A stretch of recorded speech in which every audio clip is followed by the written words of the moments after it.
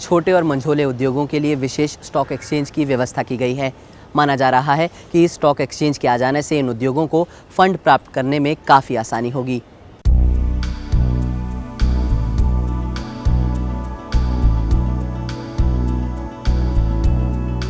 अब भारत में लघु और मंझोले उद्योगों के लिए विशेष स्टॉक एक्सचेंज की व्यवस्था की गई है।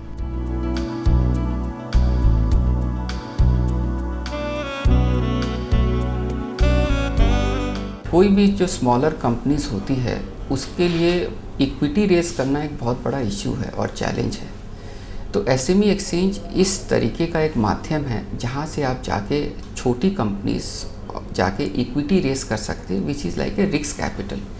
आप अपना रिस्क कैपिटल एक्सचेंज से कैसे रेस कर सकते हैं, उसके लिए छोटी कंपनीज़ को अलग से ध्यान देने की दरकार है।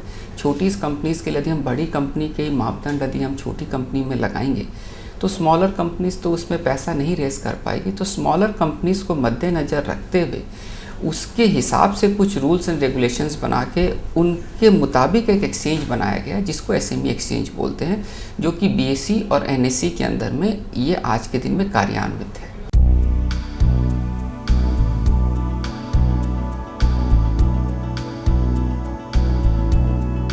सवाल उठता है कि इस विशेष स्टॉक एक्सचेंज में रजिस्टर करने के लिए क्या योजना होनी चाहिए।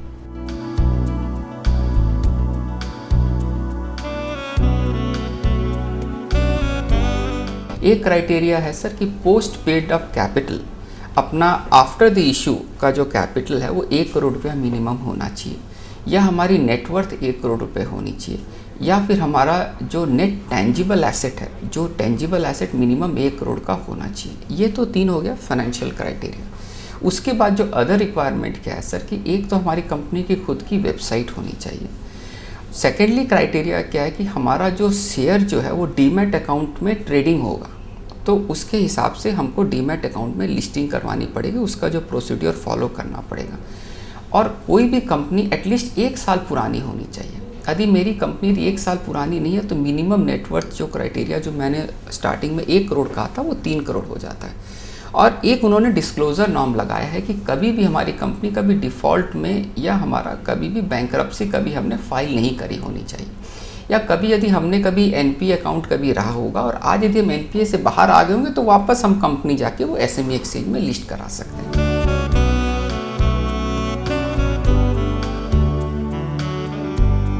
विशेषज्ञ मानते हैं कि इस स्टॉक एक्सचेंज के कुछ सिद्धांतों को पुनः अवलोकन की जरूरत है।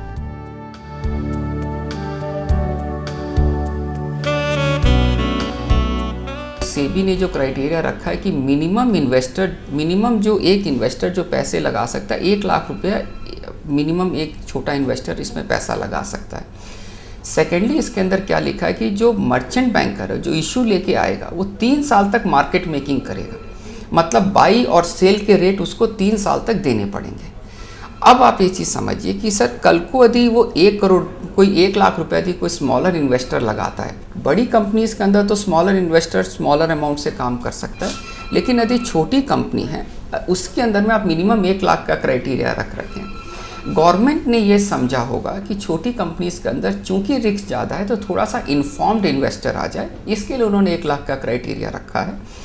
लेकिन एक चीज़ सर, इन्होंने जो इन्वेस्टर वहाँ पे आएगा उसको कोई स्पेशल कोई टैक्स बेनिफिट एडवांटेज नहीं है।